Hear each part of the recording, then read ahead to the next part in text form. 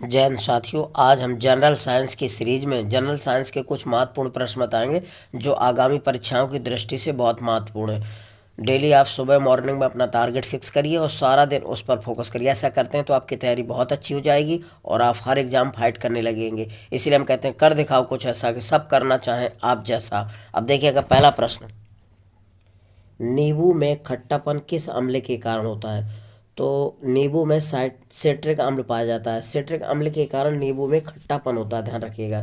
नींबू में खट्टापन किस अम्ल के कारण होता है? तो सिट्रिक अम्ल के कारण होता है, ध्यान रखिएगा। अगला है, मक्खन में कौन सा अम्ल पाया जाता है? तो ब्यूटायरिक अम्ल पाया जाता है, ध्यान रखना। मक्खन में कौन सा अम्ल पाया जाता है?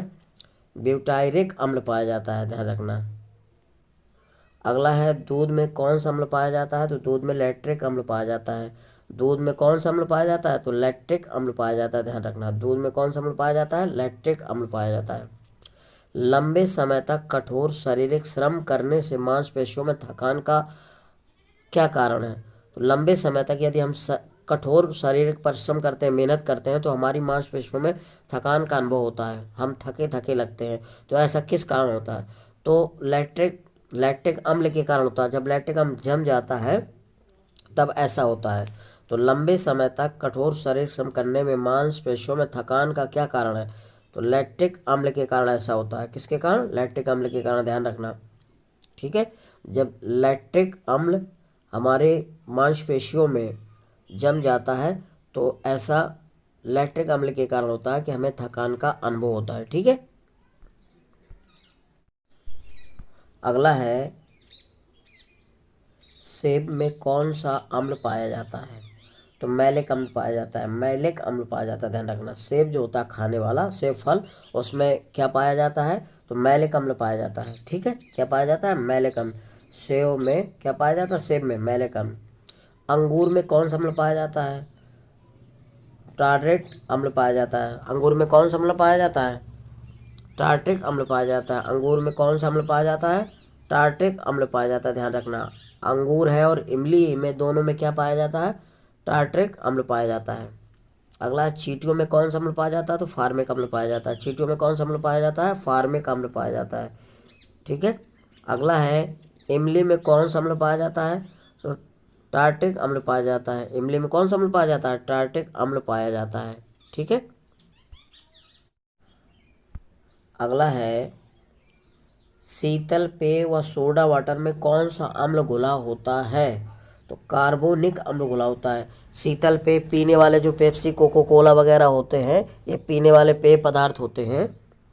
तो इसमें सोडा वाटर में कौन सा अम्ल घुला होता है? शीतल पेय व सोडा वाटर में कौन सा अम्ल घुला होता है? तो कार्बोनिक अम्ल घुला होता है, ध्यान रखना। कार्बोनिक अम्ल। अगला है, कपड़ों से स्याही, जंग के दाग धब्बे छुटाने हेतु किस अम्ल का प्रयोग किया जाता है? तो ऑक्जेलिक अम्ल का प्रयोग किया जाता है। कपड़ों में स्याही और जंग के दाग धब्बे छुटाने के लिए किस अम्ल का प्रयोग किया जाता है? तो ऑक्जेलिक अम्ल का प्रयोग किया जाता है। कपड़ों में यदि स्याही लग जाती है और कपड़ों में लोहे का जंग लग जाता है तो उसको कैसे छुटाते हैं? तो ऑक्जेलिक अम्ल के द्वारा छुटाते हैं, ध्यान रखना। अगला है, बेकिंग पाउडर के निर्माण में कौन सा अम्ल प्रयुक्त होता है?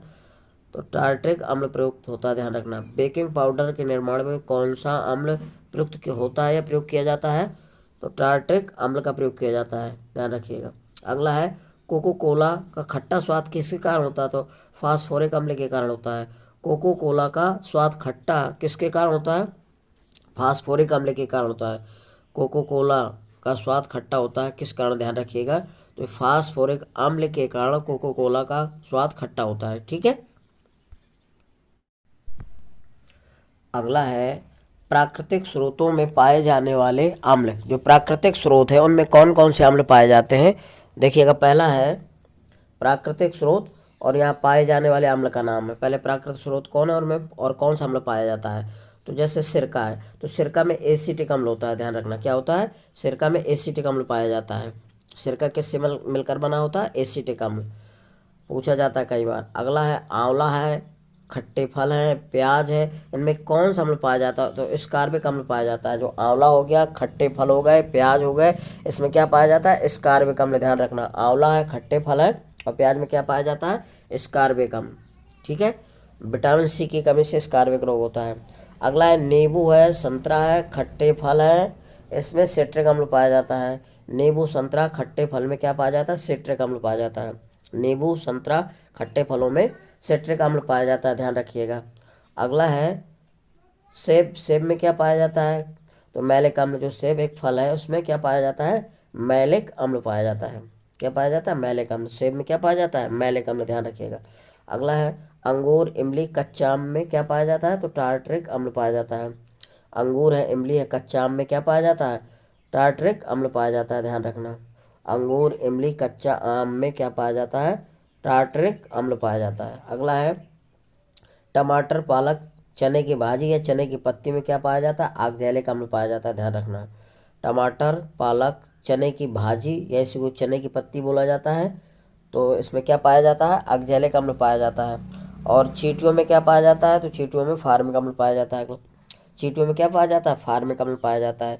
जब चींटियाँ काटती हैं तो हमें जलन होता है, दर्द होने लगता है, वो फार्मिक अम्ल के कारण ऐसा होता है, ध्यान रखना।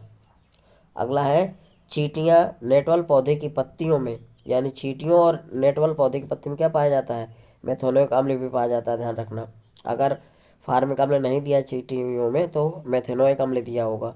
तो चींटियाँ और नेटवल पौधे की पत्ती में क्या पाया जाता है? मेथेनाइक अम्ल पाया जाता है, मेथेनाइक अम्ल पाया जाता है, ध्यान रखना। यह परीक्षा की दृष्टि से बहुत महत्वपूर्ण है, इनको तैयार करिए।